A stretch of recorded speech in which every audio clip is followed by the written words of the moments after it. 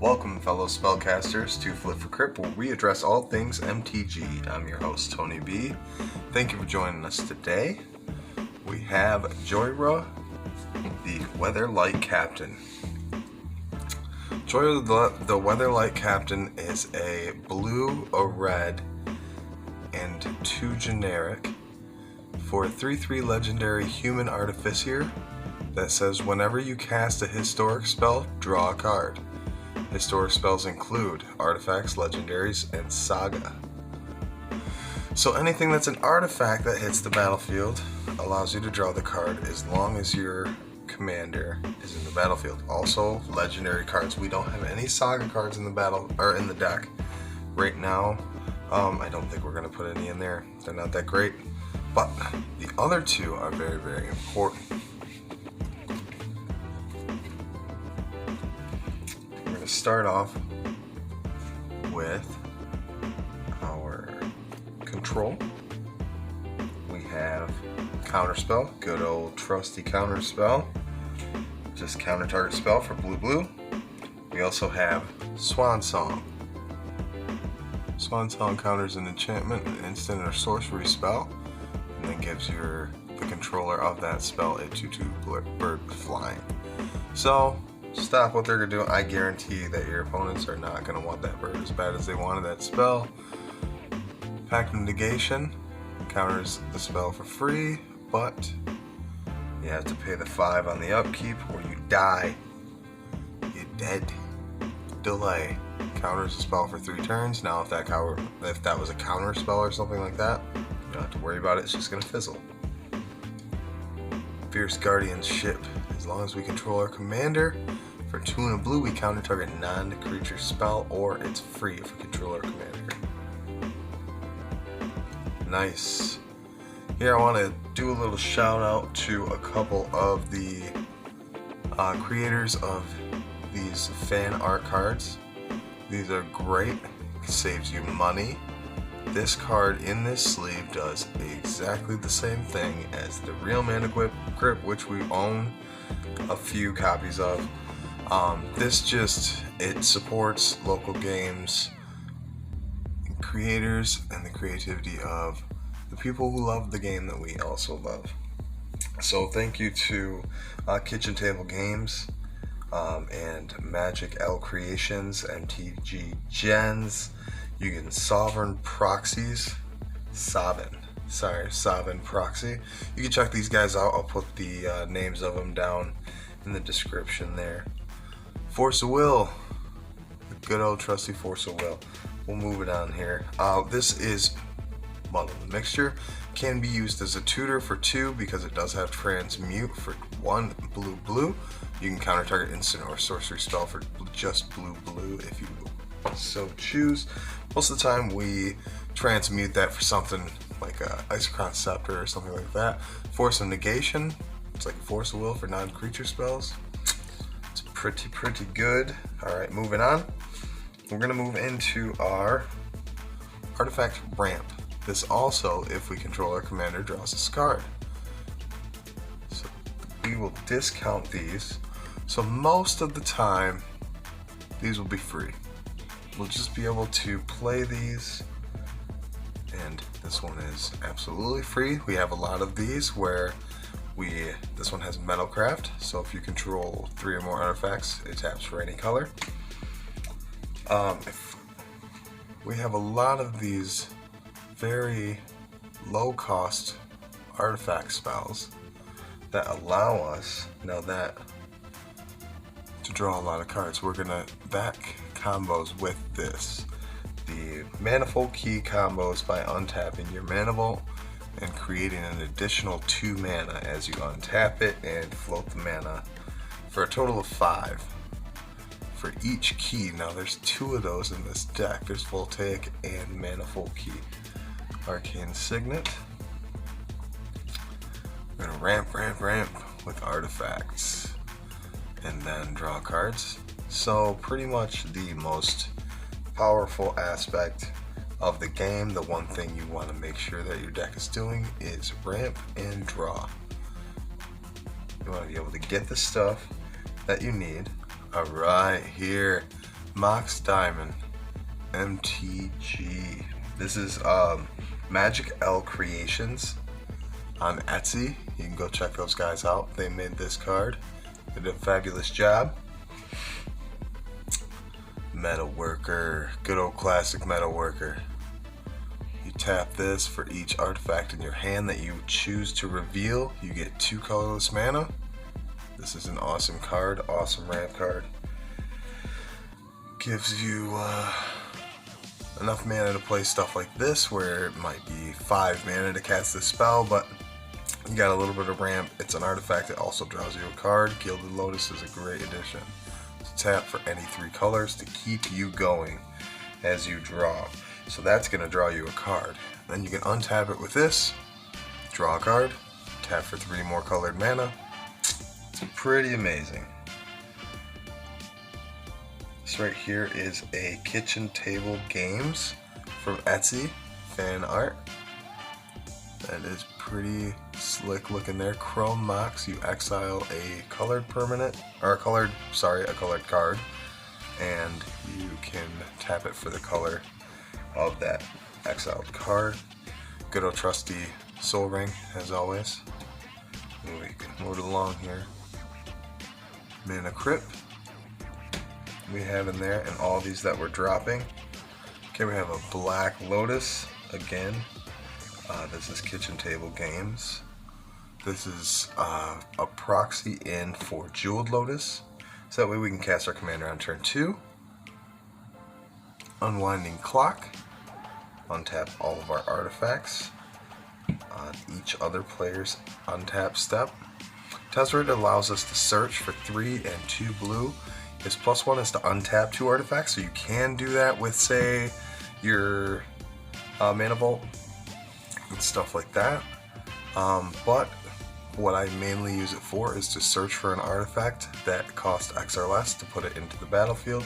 This goes to get cards like Unwinding Clock and things like that. You can +1 him to, say, go get Kadoltha Forge Master or something like that on the following turn.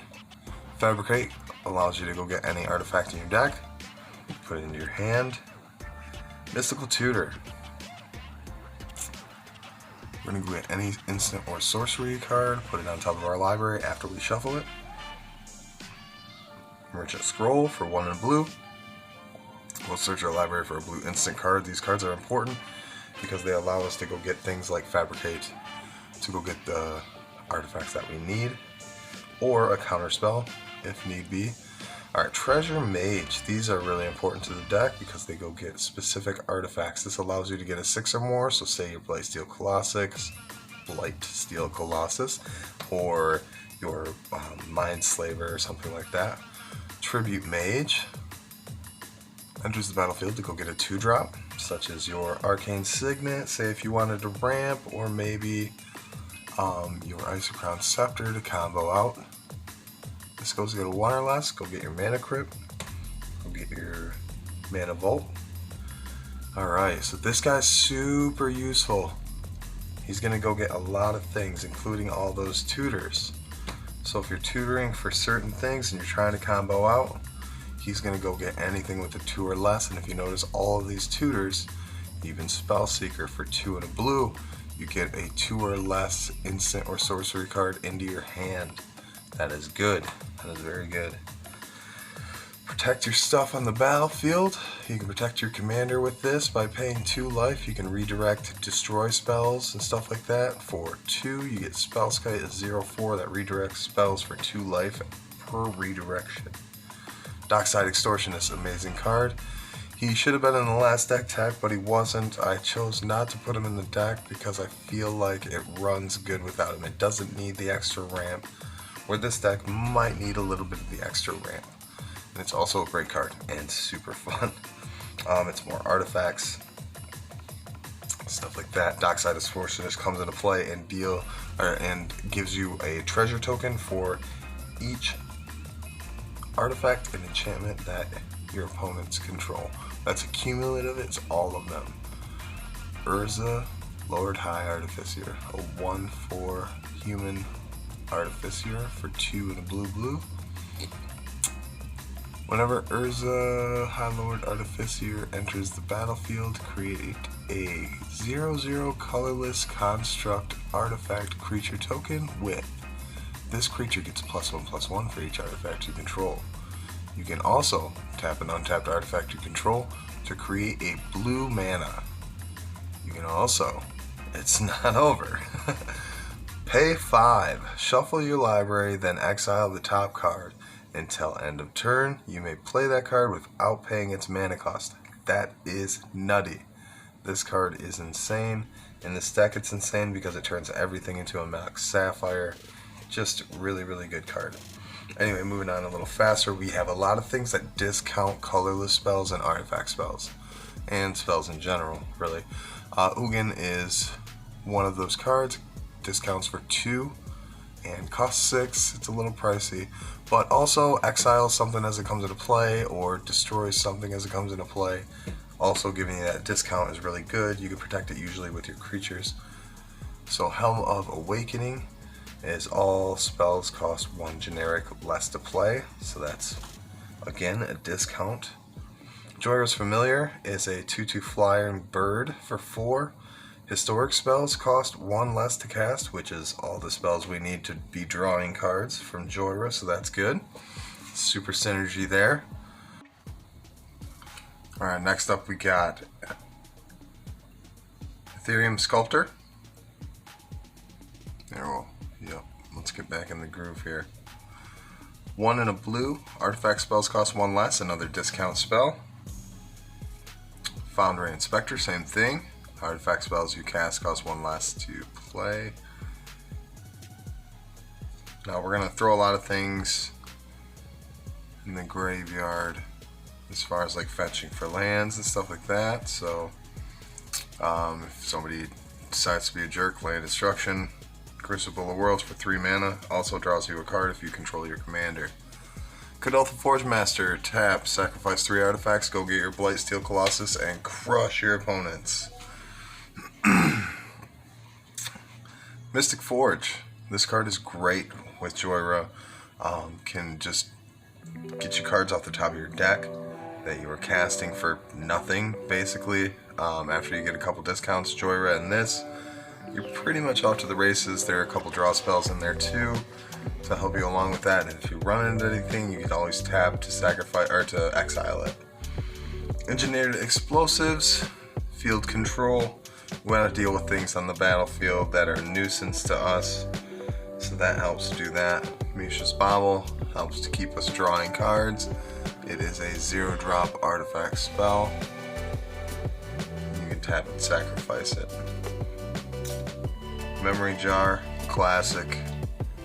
This card is awesome. It's kind of like a wheel where you sacrifice it and then you exile all the cards from your hand. Draw some cards, then you exile those cards and put the original cards back. Actually, I think you put them into the graveyard if I'm not mistaken. You just discard that hand and put your original hand back and you're good to go. It's kind of a dig technique to get more juice out of Jhoira, if you will.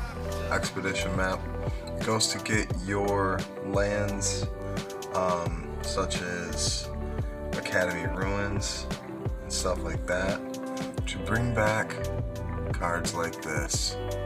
Mindslaver for 6, 4 and a tap, sacrifice Mindslaver. You may control target player during that player's next turn.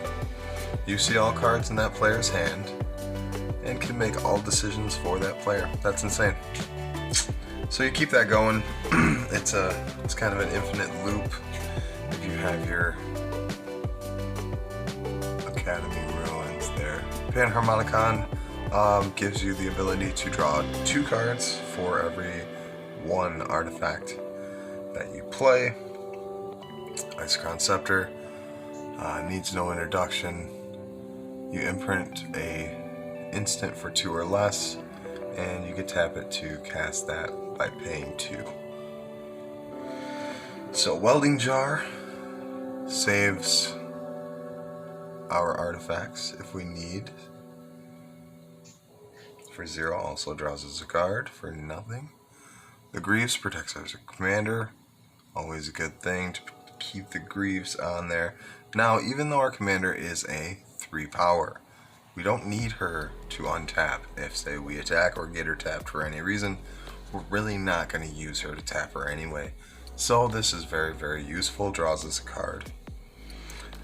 Paradoxical outcome. This is usually a game winner. When you see this card, you return a few cards, you draw a couple cards, and you storm off. It is crazy for 3 and a blue. You return any number of non-land, non-token permanents you control to their owner's hand. Draw a card for each card returned this way. Pretty good at instant speed for 3 and a blue. Hercules Recall, similar. We're returning artifacts and then we're storming.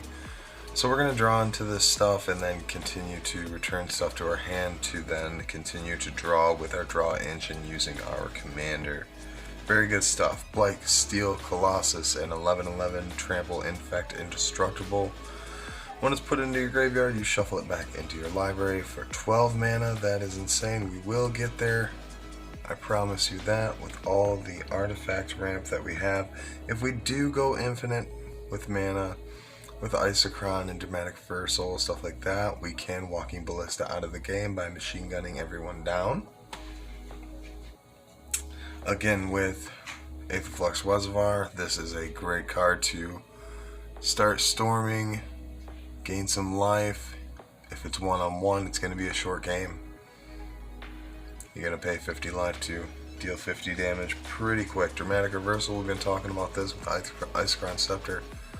Infinite combos with mana, very, very good. As long as you have rocks to pay for it, which you will because you'll be drawing them.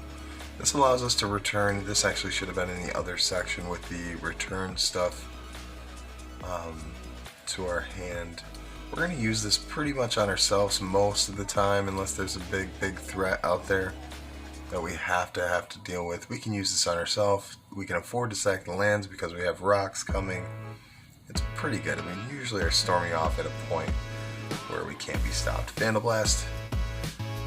Everybody that wants to do what we're doing, we're going to take care of that. We're going to destroy all artifacts we do not control for 5. We're going to overload that most of the time. With Blasphemous Act as well. Anybody big wide creature decks, they're all going to die. 13 damage. Generally, we're going to play this for 1 red. Pretty good answer for a lot of nuisance out there. Cyclonic Rift, another great answer. Just return all your stuff to your hand. I will continue to storm. And everybody's playing Magic and having fun, right? No. Time Twister. So this allows you to keep, you're going to keep wheeling with this. Pay 3. Shuffle all your stuff back in. Keep wheeling. Again with Wheel of Fortune, shout out to this card maker here. I'm not sure what it is, but I'm going to find out. I'm going to put it in the notes in the description below. This Wheel of Fortune is beautiful. It is full art and foil. We love these. No need to get priced out of outthinking me. That's the way I look at it. 2 blue. This card is awesome. Teferi's Ageless Insight. This card is a powerhouse legendary enchantment in this deck. Allows you to draw 2 cards for each one that you were going to draw. Instead, when you're drawing 2 per artifact that you put down on the battlefield, it gets pretty crazy pretty fast because you're drawing an insane amount of cards. Mystic Remora, also for 1 blue, allows you to continue to draw. Even in late game, this is not that bad. Generally, people will play around it, but you're still slowing down your opponent in late game. Expropriate, we got a lot of ramp. We're going to get there. 7 blue for a sorcery that you can take a permanent for each opponent, and then you can take an extra turn if you want. So that's always helpful late game. Faithless Looting, we're going to continue to storm with this card. We can buy it back for 2 and a red, which is really good. Draw 2 cards, discard 2 cards. Rhystic Study, Alter Art card. Shout out to magiclcreations for this. We love those guys over there. 2 and a blue Rhystic Study, an enchantment. Whenever an opponent casts a spell, you may have that, or you may draw a card unless that player provides you with 1 additional colorless